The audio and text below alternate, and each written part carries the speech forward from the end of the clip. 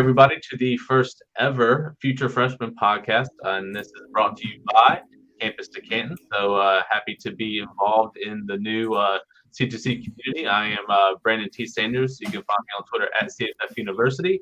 You might have known a little bit of myself from the CFFU podcast, where we do a lot of the prize picks choices, as well as picks for CFF during the week and things like that as well. But we are moving into a new sector where we're bringing a hold of freshmen that are incoming for the classes and putting into a CFS perspective, where we're trying to figure out if these guys are really going to hit and make a difference in CFF in year one, or they're going to give you a ton of actual production going forward as well. So that's kind of what we're looking to do. We're looking to help you in your dynasty, your redraft, your best ball leagues, and of course some C2C leagues as well. I know C2C kind of looks at it as a long-term perspective, but we're just taking the NFL prospect out of that and really just looking at the college part of this and can they produce in year one as well. So I want to bring on my two guests today. Both are from the C2C squad. First, I'm going to go with my buddy here, Alfred Fernandez. You can find him at Twitter at AlfredJF. Alfred, how are we doing tonight, buddy? Doing great. Got the kids down, so all quiet over here, and I'm ready to podcast. That's what's up. And we also have Mr. Matt Powell. You can find him at Twitter at Big Wide Receiver Guy. Matt, how we doing this evening, man? Pretty good. Happy to be here. Yes, Matt is new to the podcast space, so he is 2 for 2 on the week and coming in strong. So glad to have you both on there as well. So a little housekeeping before we get started and talking about what we got on the agenda tonight, guys. So if you haven't heard already, the team has put out a brand new guide for this year. It's for freshmen and supplemental, I believe, as well. So if you're interested in playing C2C this year, or if you're just looking to really deep dive into some of these players that go along with it, it's only going for $20, which is a great steal. I've been able to check out the PDF. Some of the guys were able to kind of send me that link, and it is a ton of information. And for me, being a first-year C2C guy and coming over from the CFF land, it's been a big eye-opener. It's been fantastic to see as well. But also, if you only spend an extra $10 and only pay $30 for the whole year at Campus to Canton, that membership, then you can get this as long as rankings, articles. Of course, you're going to get the new CFF rankings that our team has put together as well. So you're getting a lot of value there. Both Alfred and Matt has actually written for some of that guide as well. So do you guys want to say something quick about the guide before we move on? Yeah, I mean, it's been one of the coolest things I've been a part of in the fantasy space now for 3 or 4 years. This is probably my favorite single thing I've done. We got like 184 player profiles, and that is mostly incoming freshmen, but we did throw, Matt, I don't know if you can remember. I mean, it's probably 30-ish. It was like 30 to 50, I think. 30, yeah, something like that of guys who are not freshmen, but what we did was we kind of trolled for all available players at less than 5% in most C2C leagues. We're able to see those types of players that would be available in a supplemental draft and wrote them up as well. So not just freshmen, but also, second, third-year players that probably have a good opportunity to surprise. For instance, last year, it would have been really helpful to know, hey, target Devin Tompkins, who was undrafted and just completely available probably in most leagues and went for 1,600 yards and touchdowns in the teens. I mean, he was like a league winner. Bailey Zappi would have been one of those guys who, just went out and set the season record for passing yards in his first season in the FBS, paradigm. So really helpful. Honestly, I helped write the guide, but I would not enter a C2C draft without it. That's just me. And I'm telling you, if I was not a member of C2C as an author, I would buy it and use it as a player. Yeah, absolutely. So please, if you have time, please go check that out.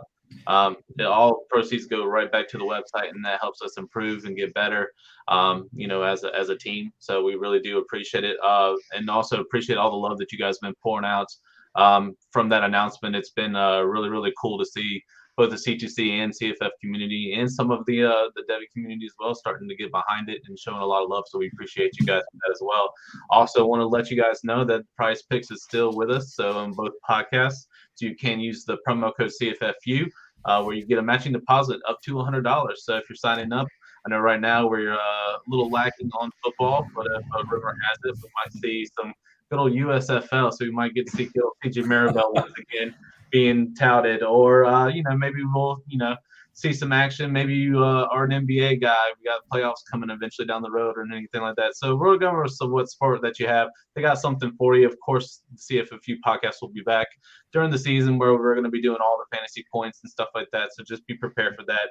But on this one, I just want to point out that the CFFU code is still active, so you can still use it and sign up while you can.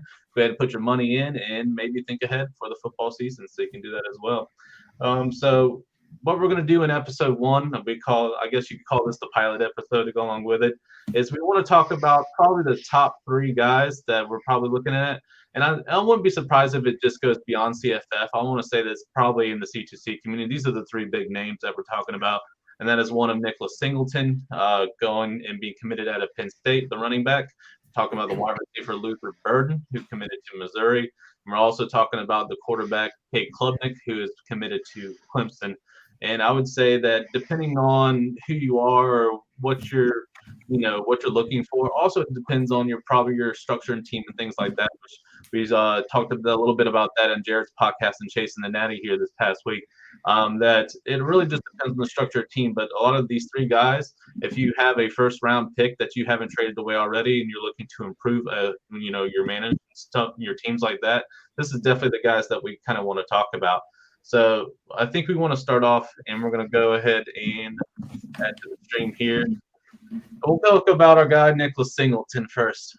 So he's 6 foot, 210 pounds. That might have changed recently. That was probably as of a week and a half ago there. A 24/7 sports grade of 0.98. He actually moved from a 4-star to a 5-star. So a lot of these camps and games that he participated in also helped him. If we're talking it didn't list his senior, but in max preps, his junior season, played 8 games, rushed for over 1,300 yards, 22 receiving yards, so he still got some catch, maybe not the greatest. 22 rushing touchdowns, and he averaged 9 points per game. He's got an NFL comparison right now to Nick Chubb, and we can kind of go into a little bit more of the recruiting part of it. But I actually want to hear from your guys's. I mean, I get to read all the 24/7 sports and their recruiting guys. Your guys are the guys you get to sit down and look at the tape. I know I look at the tape, but I'm looking at tangibles, and I'm also looking at, does he fit into the Penn State mold to where he can kind of produce right away, whereas you guys are looking at even longer term in the NFL, and I think he has the caliber to kind of do that. So why don't we go with Alfred first? What do you see in Singleton that you haven't seen maybe out of the Penn State running backs in the past couple of years, probably since we've been talking about a Miles Sanders or a Saquon Barkley? What do you see in Singleton so far? Yeah, well, he's already possibly bigger than Sanders. I can't remember what he wound up at coming out of school, but he wasn't much more than 210. Maybe he was slightly under, if I remember correctly. But, Singleton runs like just an absolute animal. You just watch one or 2 clips on his huddle video, and you just know you're looking at a special guy. He just runs with intensity, and he's incredibly fast. I'll actually let Matt talk a little more about the speed, because that's kind of his thing. But I will, not too much of a spoiler, but he's big and he's fast, which honestly for running backs, that's really going to get you about 3/4 of the way there to what you care about in a prospect. And he just runs with a lot of physicality.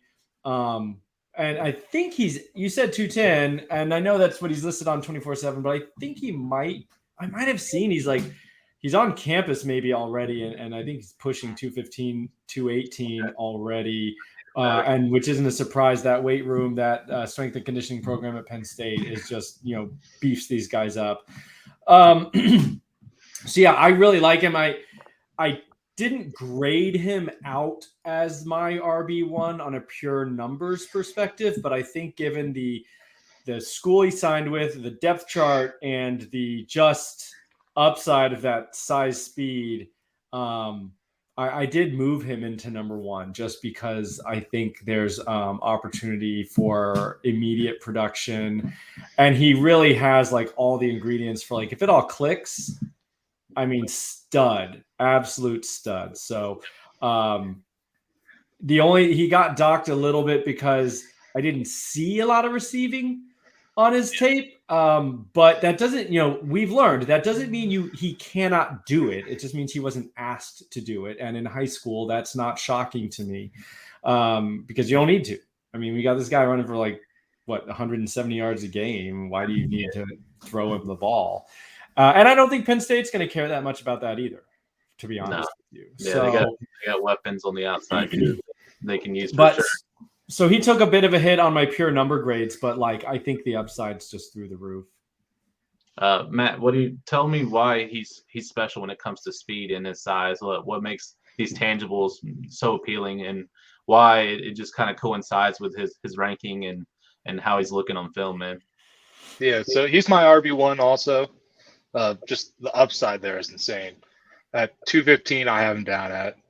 He's hitting 22 miles per hour, which at that size and speed is 9,500 newtons of force, which I know a lot of people aren't going to understand the context with that number. But for example, when Traylon Burks and Metcalf were in high school, I got them at 8,500. So we're talking high end level athleticism. And regards to his receiving upside during the All-American practices, he did show he can catch. So I don't have a ton of concern there. He's really, I think he's going to be what we all wanted Journey Brown to be, that big size speed guy at Penn State. Just never, he had that injury, so never ended up panning out. But with that already athleticism and their strength program there and their history at running back, I don't see how he doesn't hit. Yeah, for sure. That was pretty much mind blowing when I heard. Wow, that's pretty incredible. So let's dive in a little bit to the depth chart a little bit. So we have the returning Kayvon Lee, who's the junior there. Kind of split time with Noah Cain. Last year, Noah Cain is now transferred over to LSU, so we really don't have to worry about Cain kind of getting in the way. Devin Ford, who's kind of been honestly just a role player and there to kind of relieve carries and things like that as a senior. But we do have a new one, and it's Kaytron Allen. He's also the 12th best running back in the 22 class. He's a 4-star recruit. I haven't gotten a chance to really dig too deep into that one, but he's in an upcoming episode, so I'll have some time. But Alfred and Matt, if you want to speak on, will Kaytron take away a little bit from Singleton? Or you think this is like Kaytron's in there to relieve, like maybe 5 or 6 carries, maybe get 10 in, and the rest is Singleton show basically? And we're looking at so a guy that's going to produce close to some Saquon numbers. We won't say he's quite Saquon, but we'll say he'll get up there. What do you guys think? Matt, go ahead. Yeah, I don't think so. I'm not a big Allen fan. I think he's going to be pretty much just a short yardage back. He's pretty slow. He's very big though, but I think Allen there. But Allen basically is gonna. I mean, Kayvon Lee is gonna probably pass the torch to Allen, whatever role that is. Kind of the really big guy. Both of them are gonna. I mean, Lee pushes 230, 240. Kaytron Allen's I think 220-ish now, but like Matt said, he is slowish. I think he didn't even hit kind of our threshold for what we look for in miles per hour. So I think Kaytron Allen's a guy who Penn State offered. He's from the area, and he said, yeah, of course I'll come to Penn State, but he's probably a guy who transfers out if he wants to get carries. And then Kayvon Lee has shown he's not super dynamic. Devin Ford can't stay healthy and hasn't been very good. I mean, I think there's this could be a Braylon Allen situation where something happens in the first couple weeks. He gets on the field, he sparks a little bit, or like a Trevion Henderson, gets on field, sparks a little bit. It takes a couple weeks, and they just go, okay, give this guy 20 touches. I mean, I think that's kind of the trajectory we're looking at. I don't see any of those bodies standing in his way, to be honest. Unless, one thing is we just don't know about these guys. And which makes prospecting so hard. You don't really know their, what's their mentals, right? You don't know how's he going to handle the transition to college. How's he going to handle being away from home. Like, I mean, there's a lot of stuff just transitioning to the college game, the expectations, the new, training schedule, all these things is going to change. But from a talent perspective, these guys can't hold a candle to me against Singleton. Absolutely. And that's what we're looking for when it comes to the future freshmen. And you're looking at the CFF perspective. You want to get 3, and if you get lucky, 4 years. But the way that Singleton's graded, I'm pretty sure after the junior year he's going to head pro. Just that much of a dynamite type of player to go along with it. But that's what we look for. We're looking for ultimate production. And I really do think, even if Lee maybe like a seniority thing and he gets like the start or whatever, it's only going to take one wide open run from Singleton to take it to the house, just like Henderson did, and it's all over. And now we have, the next big thing in Penn State. We can only hope that he, doesn't take the Journey Brown road, and he, stays healthy, and he becomes more of that icon that you see with like Barkley and Sanders, who has the names behind it in recent times to go along with as well. All right, we're going to move on to the next one. We're going to talk a little quarterback. We're going to talk Cade Klubnik, who was graded a 5-star prospect as well. 24/7's got him at a 0.9951. He is 6'2.5", 186 pounds. He might have gotten a little bit bigger. I think he, right after the All-American game, went to the Clemson game. So I think he's been there for a few weeks now to go along with it. But we do have his total varsity totals for Max Preps. Games played 39, over 7,000 passing yards, over 80 passing touchdowns, 687 attempts. Out of those attempts, 481 completions, which is pretty amazing. Interceptions only 7 his entire time there at at high school. A QBR of 140.8. I believe he hasn't lost yet in playoffs, and when it comes to high school, he's like a 2-time high school champion as well, as far as a national championship to go along with it. Right now, they give him an NFL comparison of Zach Wilson, which I am not a fan of that comparison. However, as far as like his length and size and the way that he can kind of get the ball out pretty quick, does have favorable tangencies go along with it. We'll probably go with, we have a situation here to where he's still ranked high because we're uncertain about DJU. He's the junior that's still there. However, he is there. We also have Hunter Johnson, who is a 3-star guy that came over from Northwestern, and Hayden Helms, the redshirt sophomore. No offense to Mr. Hayden if he listens, but he holds the clipboard a lot more times than we might see the fit on with it. But we'll go with I know Matt said that he's not as familiar with Klubnik just yet, so we'll go with Alfred. Alfred, what do you think as far as Klubnik as a whole, as a prospect? Do you think DJU gets the start? Do we see Klubnik week 2, week 7? What are your thoughts, man? Yeah, I think anytime. Look, I'm very kind of agnostic about some of this stuff in the sense of I'm rarely going to come out here and be like, oh, this true freshman is going to start week 1, because that doesn't really happen, And you've got a junior in Uga. Oh gosh, DJU. And I'm sorry, after 3 years, you'd think I should have figured it out by now. But he's a junior. I think he starts. But I certainly think it's possible if he plays like he did last year. I think Klubnik definitely has a chance to start by midseason. But it's just true freshman, like I said before, and a quarterback, I think it's magnified even more. That transition to college, the transition to understanding the defenses he's going to look at, even coming from high-level Texas high school football, it's just so different. And so we don't really know what the mentals are like, and that's something we can't really know as prospectors from our perspective. But again, going by the tangibles that you've mentioned, he looks like a special kid. His ball velocity does meet the minimum threshold that you'd be worried about, even though I wouldn't say he's the strongest arm in this class by really any stretch, but it's good enough. He's very athletic. He's going to make plays on the ground. Like, we thought DJU was athletic, but like he just didn't show hardly anything last year in any way. And Klubnik looks like a gamer, kind of the way Wilson is. I don't think the comparison's exactly correct, but he is a bit of a gamer. He'll run around broken plays, make things happen on the run, make things happen downfield. He's a very exciting guy. I mean, he was in a tier of his own with one other guy in terms of quarterbacks for me, and there was a pretty big gap between those 2 and number 3.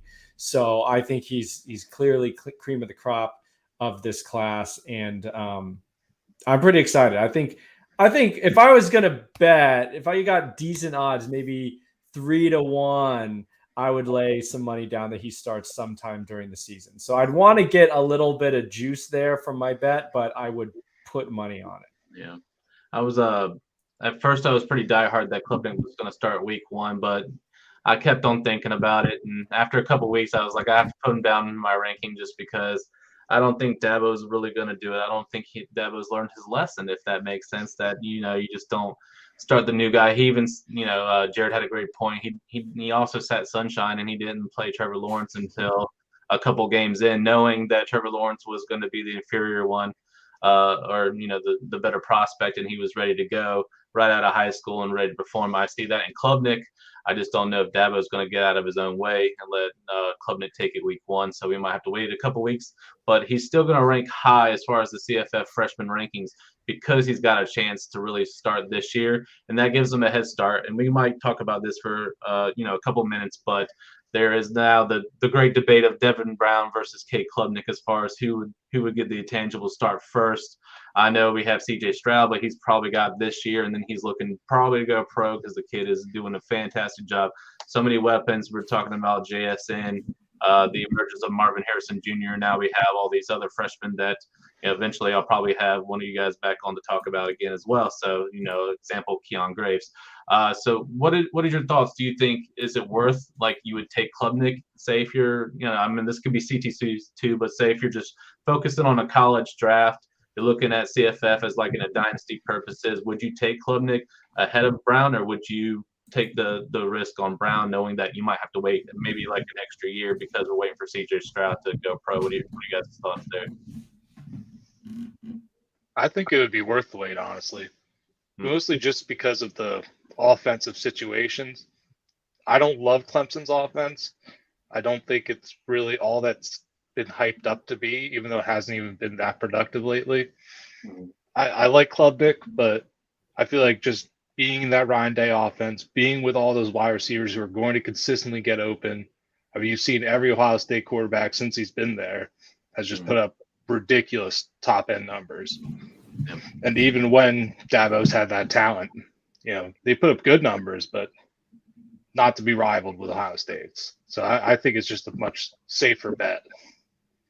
Yeah, I would say that's a good point. For as good as Trevor Lawrence was, number 1 overall pick and all that, their offense wasn't, for fantasy purposes, I would say, like, I don't remember, but I don't think Lawrence was like an uber elite college producer. He got to the point where he was like top 10, probably in his junior year, but his sophomore, top 15 when he was a freshman, top 20. I mean, he emerged pretty quickly, but he was never not like CJ Stroud, who's going to win weeks for you, 400, 500 yards passing. No, absolutely not. Yeah, Stroud's going in like, the first round of CFF drafts, whether you're doing redraft or whatever you're doing. So absolutely. So yeah, for sure. So I don't think the college production is, I agree with Matt. I mean, the offense just doesn't lend itself to these extremely high volume stuff. Now, the one thing I'll say about Klubnik is I think he's going to be a little more of a runner, certainly than DJU, and maybe more of a runner than Lawrence, even though Lawrence is a good runner. I mean, Klubnik may go 500 plus yards on the ground if they let him loose. He's got that kind of athleticism. Devin Brown does not have that kind of athleticism, although it may not matter. But, I think on pure grade, because I do give a bonus for rushing ability, I have Klubnik higher, but I do love Devin Brown. I mean, that would be a really hard decision. If you're talking about CFF only, I think maybe Devin Brown. If you want a little bit of that pro potential, and running in the pros becomes much more of a difference maker, I think I would lean Klubnik. But both those guys are pretty awesome. And you would say C2C as well, probably Brown over Klubnik as well, if you're having to pick. I mean, my rankings say Klubnik. I have to be, I'll be truthful with my personal rankings, but I try to stick to the number and don't do a lot of subjective movement. I will sometimes, but it's tight. it's tight. I think if I personally would go Klubnik, but I get why Brown's like everyone really likes Brown.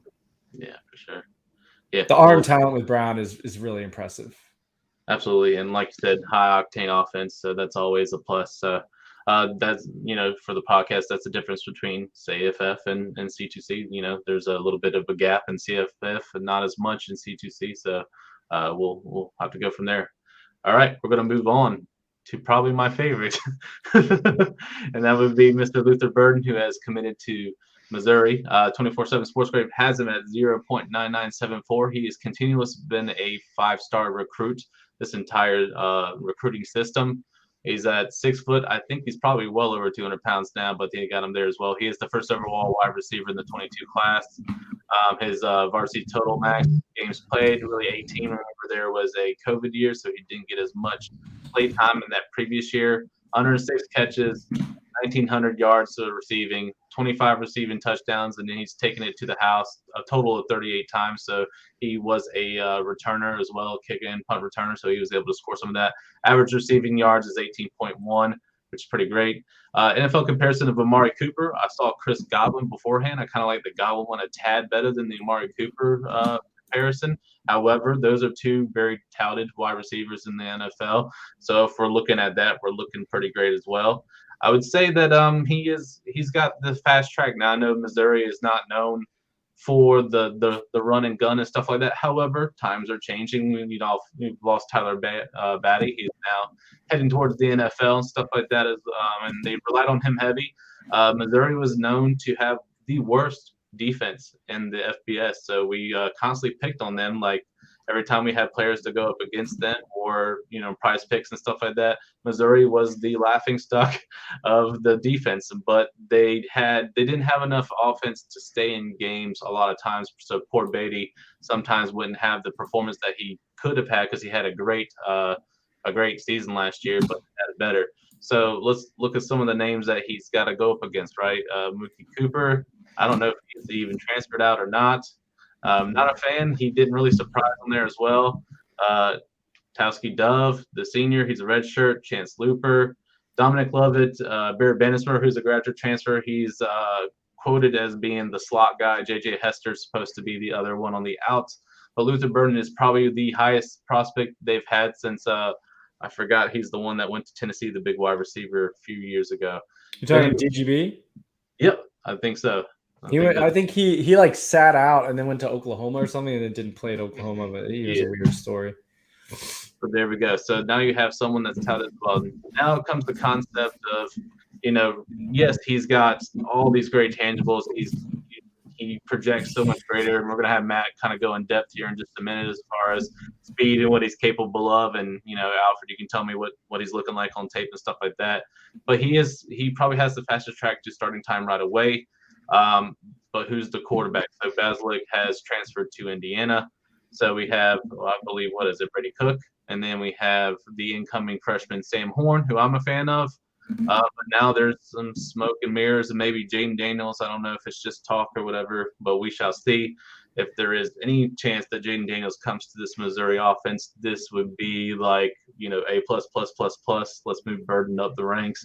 I have him in the top 60, I'd say, and that's just overall rankings in CFF and wide receiver. But he is my projected 101 to go along with it. So Matt, tell me why Burden is such a great prospect, and how Missouri just got lucky with this commitment, man. Yeah, it's pretty surprising they're able to get him, especially considering how not passing oriented that offense was. Really high end athlete, 21.4 miles per hour at 200-ish pounds. He had one of the best production scores for me, the 11th best in the class. So looking good there, checking the boxes. Really great after the catch. Go up and get the ball too. My comps for him would be, he reminds me, this might be a little bold, but Jamar Chase. He really has flashes of that in his game. If not, maybe going a little lower on the side, maybe like a little more DJ Moore, kind of like that. Okay. But for just purely CFF purposes, I'm not sure how much I would be in on him. The offense just isn't going to lend him to getting that much volume. So say Brady Cook gets, or say maybe Sam Horn gets it. Do you think that improves, or do you think because of the coaching system that kind of stays the same? I think it's the coaching is really the major issue. Like maybe he tops out, by his junior year, getting a 1,000-yard season, but I wouldn't expect anything more than 500, 750 yards his freshman year. But the nice thing about him going to Missouri is that he was probably guaranteed to be on the field early. So you have that to look forward to. Yeah, For C2C, he was my wide receiver too, but CFF, he would definitely go down a little bit. Gotcha. Alfred, what did you see with Burden on tape and what you've been able to check out? Yeah, I mean, obviously, I agree that he is a special-looking player. But just before we get too far off, but what Matt said, like, for instance, last year, Dove led this team in receiving with a line of 38, 576, and 0 touchdowns. Kiki Chisholm was 41 for 511 and 3 touchdowns. So even if, as Matt said, he goes for 700 yards, he could very well lead Missouri with 700 yards, be a freshman breakout, all those things that you want to see, and still be basically worthless for CFF. So he can have an excellent freshman season, dominate the wide receiver room. But when you're talking about a CFF starter, I mean, you got to have at least like 1,200 receiving yards, or just don't even think about it. So just because you can pick a guy out of the Mountain West or the MAC who's going to put up ridiculous numbers, and for fantasy, that's what you need. It's a pro prospect. Obviously, you'd love to see 5 stars. He's got the weight, size, incoming. He's going to be NFL size. Everything points in the right direction. He has bona fide long speed. He's got the one thing that was a little bit less of a grade for me was kind of route diversity, but that's not unusual. I mean, these guys don't always get asked to run the 10-yard out, the double move, things like that, the curl. But in college, they're going to have to be more diverse. In high school, you can just out athleticize guys for goes and screens, and that's a lot of what I saw Luther Burden do. So I just don't see it. It's not like he can't. I haven't seen it yet. But so that would be the only thing I'd be like, I want to see that if he's going to be this high volume, 10 plus, targets a game type guy. As far as the depth chart, though, I mean, he should lead the team in targets and receptions like next year. I mean, these guys are all basically not good. I mean, all respect to them. They're much better than I am at wide receiver. But because I'm not even going to play in the flag football game at the expo, so right. They're all much better than I am. But like, these guys aren't very impressive specimens. Mookie Cooper came over from Ohio State, and he did almost nothing. So the writing on the wall for him was Ohio State. He came to Missouri. I thought he'd be like jump right in there, and he was an afterthought. So Burden should be a high volume primary target immediately. But like Matt said, I agree, from the college fantasy production, I wouldn't be too excited. I will say that if you are in a higher, like a PPR, like it's like a full point PPR, I mean, the receptions there might carry a little bit more in weight and gold, I would say, but yeah, for sure. But depending on, how the I don't know if a prospect can change a coach. Basically, I know that's in college it's hard to really, really do. But if anyone has the clout to possibly change someone's mind and open it up, maybe it might be good for. So we can only hope for the best, basically.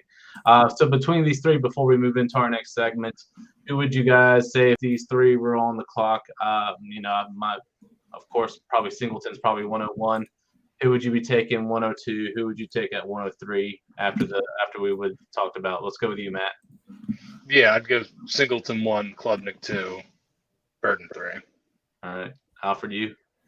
Yeah, that's exactly what I would do. I mean, if this was the pool, I would do that in that order. By the way, just to keep, I mean, I don't know if I'm, just kind of overplaying this, but even in 2020, since Drinkwitz took over for Missouri, the offense has looked similar. And he came from, I believe, App State, which is not known for their passing offense. They're definitely like a defense, run the ball, ball control offense, not high flying. And so last year I read you their top receivers, and then in 2020 it was Chisholm, 35, 458, 1 touchdown. Jalen Knox, 31, 305, 0 touchdowns.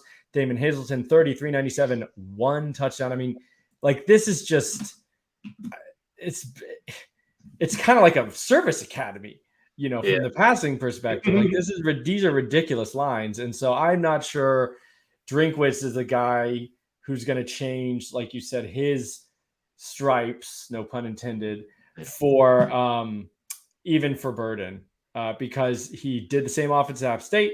He's doing it now at Missouri. And I think he's a very system guy. I don't think he's like a, let me get the ball, my best playmaker guy. Yeah. Well, only time will tell. So we are going to move on to our second segment, which I like to call Big Fish, Small Pond. And that's usually a higher end recruit or someone that just out kicks, whatever, ranking or anything like that. But they decided to go to a G5 school or, in the FBS and things like that to go along with it. So someone who I'm actually high on, and I would probably say should be in your top 10 as far as your CFF and the freshman rankings, and that is Mr. Matthew Golden, who has committed to Houston, who a 24/7 sports grade of 0.9181. He is a 4-star. He's the 28th overall wide receiver in the 22 class. As far as his varsity totals, 33 games played, 167 catches, over 3,000 yards receiving, average receiving yards about 19.4, 32 receiving touchdowns, and he did have a total of 37 total touchdowns. So he did have some, kick return and reception return back as well. So it's apparent that, there's the great name of Nathaniel Dell, which you'll hear a lot of in CFF this year. He is the incumbent wide receiver 1, but he is likely to go pro after this year because he's showing great tangibles. Big fan of Clayton Toon, the quarterback. He's come a long way in the past couple of years as well. And then, of course, they got, Alton McCaskill, who's a standout running back as well, also going pretty high in CFF direction. But they're needing a wide receiver too, and it's missing out. So who they have left? Jeremy Singleton. He's a senior, right? Last year he had 28 receptions, 485 yards, 5 touchdowns. Oh, okay, but Matthew Golden has ranked higher. He's looked great on film. Go along with it. I'll have Matt kind of start the process. What did you see in Matthew Golden? How did he do as far as speed, and what do you think his chances are here at Houston? Yeah, I think Golden is just a super well-rounded receiver. There aren't really many huge weak points to his game. He hits over 21 miles per hour, 21.5. Great. That's all you need. I don't see how he doesn't get a decent amount of touches his first year, especially in that, a more higher-powered offense under Holgerson. And, I don't think, Dell's obviously going to get in the way of freshman year, but Dell's more of that gadget, Marquez Stevenson type guy. And I think he's already on his 5th year in college because he was a JUCO guy. Right. So I think he'll be out of there after this year. And not much other competition other than that. Joseph Manjack is transferring in from USC. He's another guy that we like, another really athletic guy, but he's not a very refined receiver. He played quarterback in high school. So I think it's a really safe pick and pretty high upside too, especially going into year 2 where he's going to be the guy for sure. Yeah. Alfred, yeah.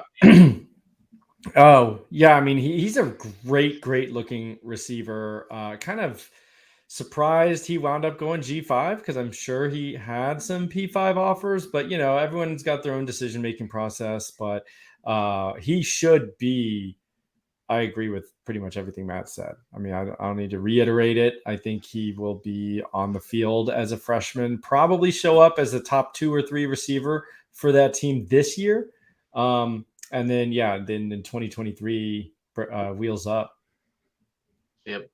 Did you guys happen to notice like the way that he can high point? His contested catches was pretty fantastic from what I saw on film. He's a go up and get the ball kind of guy. I'll give a shout out to our friend Mitch Hart, the ace hole. He kind of told me that he reminds him of you guys remember Tyler Wallace from Oklahoma State. That's kind of what he reminds him of as far as being able to kind of do those contested catches, go up and get it with the 50-pin high point. And I agree with him. He's saying that we should definitely be able to take him. He's probably one of those guys you could put on a bench as far as a CFF league, maybe even C2C. And he might actually start becoming more of a flex play. I don't expect him to be immediately be wide receiver 2, but I'm saying like in a few games, we'll talk, let's say maybe 3 or 4, that he could really actually start standing out as the potential wide receiver 2. And God forbid anything happens to Nathaniel Dell, we're looking at a guy that can immediately go to wide receiver 1, right? And he's got the tangibles like Matt's saying. He's all around just really great receiver. I think he probably should have been a little higher than the 0.91. This is where I love the fit. The partnership is a little bit better. This is what maybe what should have done with Burden. Maybe he should have took the higher octane offense, but that's okay. Maybe he thinks he can kind of change the school and the thinking process. Whereas Golden fits in perfect with Houston's high octane offense, and maybe that's why he did it, because he wanted to stand out, knew that he had a decent path to get there, and can kind of produce in year one. It might not be mind blowing, but we've seen it all the time. We've seen what the Travion Rudolphs from NIU. We've seen all these kind of wide receivers just pop out of nowhere and they become a hit sensation in CFF. Not saying they might be full C2C, but Golden looks like he might have the chance to kind of go pro. And you guys are probably the more specialists there. What are your thoughts on a C2C perspective, since we're kind of doing the collaboration this time around? Yeah, for me, sorry. For me, he lands like right outside my top 10. I'm in the middle of reworking my rankings, but he's right around. I think he's got a decently good NFL ceiling. He's already testing pretty athletic, has the requisite size, pretty refined for a prospect. So, yeah, I mean, I actually give a big demerit on G5 guys, just because when you're looking at it now, projecting the NFL, I mean, G5 guys just like don't really go in the first round. So you're looking at like, even if he crushes at Houston, you're probably still looking at second round, third round, which is still okay, but it's just, I don't know. I mean, and like he could always transfer. He could have a great first year and go somewhere else if he wanted to or whatever. And to be fair, Houston is certainly a premium G5 program. It's definitely not. You mentioned NIU. It is not NIU. Right. But G5, I do lump them all together, and it's just like the NFL just does not look at those guys the same. And so, I mean, Khalil Shakir, he's been producing for 2 or 3 years at Boise State, and he's like maybe not going to be a day 2 pick. I just think it's such a bar to overcome from in the NFL's eyes, and we have to think about how NFL people think about them, not just like what do I see. So that's a pretty big dock. I think on pure grade, he would be close to what Matt's saying. I do personally bake in like a negative multiplier for G5, just because I don't want my personal film grade to overshadow the fact that like the NFL will look at this guy different. And so he falls down for me a little bit, but like I do love the film. I think he's a great looking receiver, and I agree from overall, he's like an overall wide receiver 1X. He could probably get into the slot too. Like I think he could just be a target hog stud receiver. I wish he would have gone even Texas Tech. Like that would at least been Big 12 or something like that. The NFL is just going to look at them different. Yeah, I could see. But that. I will say, just to tack on, like CFF only, Yep. I'd rather Matthew Golden than Burden. That's been the debate. I know we're talking like the incumbent at top 3, but as far as rankings are shaping up, Golden is steadily climbing as far as one of my my top guys that I'd probably take in drafts to go along with it. I know Burden would be like one of those, like you just hope that he just initially he's the only one there and he breaks out, or you hope he transfers. But Golden could play all 3 years and still be fantastic and be such a standout. I also see him possibly doing the thing like, and it's all going to kind of see what happens, but he also could be one of these Kanata Mumfields, Mitchell Tinsleys, where if he moves up to a P5, and if those guys start breaking out, which I know, the clever debate, Washington versus Tinsley, and of course you got Mumfield going behind Addison. But if those guys can kind of produce the P5 and accelerate what they did, in G5, that could pave the way for someone like Golden, who, maybe does 2 years at Houston, kills it, and then like, hey, there's an opening at a P5 that's pass happy, and he can go kind of make something happen there for sure. So definitely put Matthew Golden and put, multiple stars by his name. He's definitely would be probably one I consider probably one of my top wide receivers, regardless if he's 28th in the class. He's probably in my top 2. I'd have to say he's very close to, if not beating Burden, right on up there with him. So let's talk about what's upcoming. Matt, what do you got coming up, man? I'm just working on my rankings I'm doing a re-ranking for the 2022 wide receivers. I'm going to start putting out preliminary work for the 2023 guys. We're working on a lot of analytics over for the next class, so that's awesome. Pretty much it. Cool. Alfred, what you got coming up next, man? Yeah, I mean, Matt shouldn't sell himself so short. He's doing a lot of stuff, and we're doing a lot of, like he said, we're trying to dig into analytics of these recruits and be able to tell if certain characteristics or certain metrics, some of which we're just inventing basically on the fly, and say, do these translate with college fantasy production and then even eventual NFL draft status? Like, that's what we want to know. We don't, I mean, and it's like, we're going beyond like, do they break out as a freshman? Because you don't know that when you're picking these guys as recruits. We want to know, just based on stuff, when you're drafting them as incoming freshmen, are there things we can look at that say, value this more, value this less, whatever. And I think Matt is a great mind. He's doing a lot of that stuff. I'm kind of more like, I give him an idea and I'm like, hey, we should look at this. And he like does it. So he's doing the harder work. I'm more of just like always thinking of like, hey, should we look at this? Does this matter? Does this not matter? And most of the time what we find out is it doesn't matter. We're throwing a bunch of stuff against the wall and want to know if something sticks, but you have to look at the things that don't stick to find a couple of things that seem to really matter. But that's what we're doing right now. A lot of our focus is on these freshmen, because whether you're CFF or in your C2C world, this is the rookie draft in this format, right? When you play Dynasty, everyone focuses on the rookies. There's tons of content about rookies. It's the basis of your entire team is drafting the right rookies in a Dynasty league, because trading is very difficult. Waiver wires aren't present, basically. But when you move down to C2C, now all of a sudden the freshmen become as important as that rookie draft. And we kind of felt like there's not a lot of content, tons of rookie content, but like there's not a lot of people doing a fantasy-based review of these incoming freshmen. So that's what we're really trying to focus on. In addition to, obviously, we're doing rankings, and our data tools at C2C are always being updated and things like that. But what Matt and I are trying to do a lot of times is, what can we look at in these guys? It's going to give us a clue as to how do we pick these guys better than just going by 24/7 rankings. Exactly. So here we go. We got now 2, and we'll talk about your guys' podcast in a second. But now we have 2 podcasts that have stemmed off of just people clamoring for freshman content. Like this is important, especially in the CFF world, especially in a dynasty format.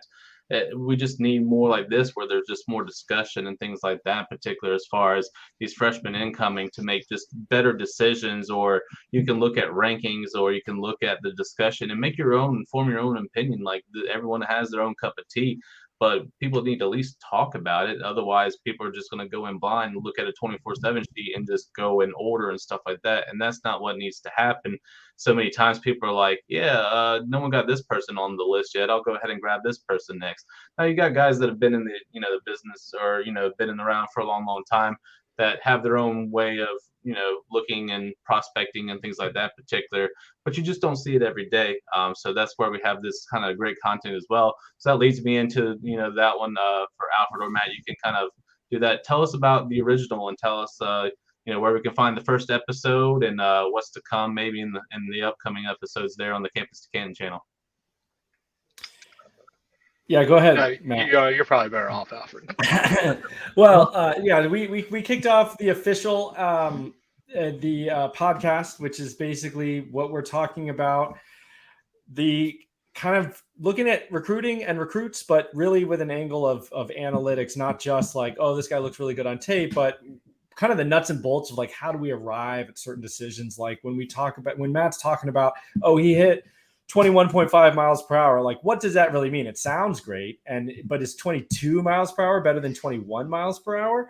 And things like that. And at what point do you start getting worried? Is it 20? Is it 19? If he doesn't hit 18 miles per hour? So we want to put context behind some of these numbers we throw around and kind of the explanation of why this matters, and also bring to light things that don't matter. Like, we really dug into to high school yards per attempt for quarterbacks, and like, we can't seem to find a reason that it matters, even though it seems like it should. And so we're going to even bring that to the forefront and say, hey, don't worry about this. It doesn't seem to correlate with how they're going to be in college. But yeah, it's kind of looking at recruiting in a different way. But like you said, we all at C2C, a lot of what happens at C2C is, hey, nobody's talking about this. We want to know about it. We're talking about it in our Slack. Let's then make this some digestible content for people who are playing these formats. And there's just not a lot of good stuff out there, like what you're doing here with it. I mean, we put out 2 freshman pods right now because there's not anything out there hardly. And so it's like, if you can't find it, do it yourself is kind of our attitude. Exactly.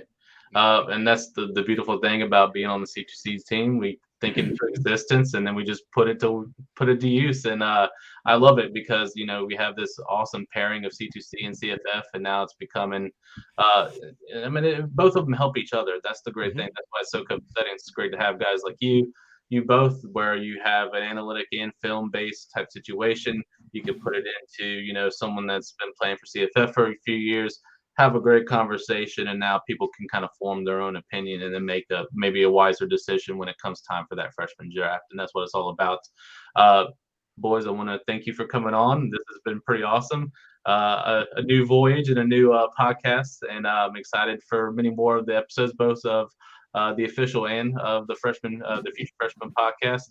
Alfred, tell them where they can find you on Twitter. I know it's already on your handle there, but you can tell the world audio-wise. Yeah. At Alfred JF on Twitter. That's pretty much where I hang out most of the time.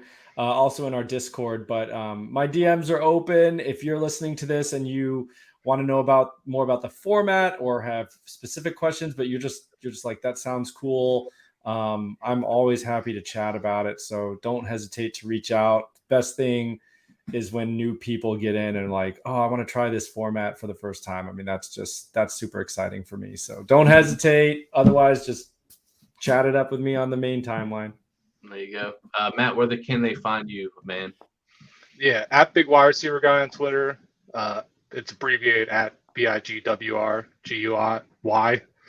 And any freshman questions, hit us up. I love talking freshmen, especially wide receivers. So. Yes, Matt's the wide receiver guy. He's a big wide receiver guy, by the way. Definitely check him out. Of course, I've been your host. I'm Brandon T. Standards. You can find me at CFF University. Any CFF questions? I'm kind of more of a dynasty guy than me. CFF Nate Marquise. He's also a really great dynasty guy as well. Also up on his freshman. I'm excited to have Nate on here in probably the next couple weeks. And also CFF Jared, who's also on the team.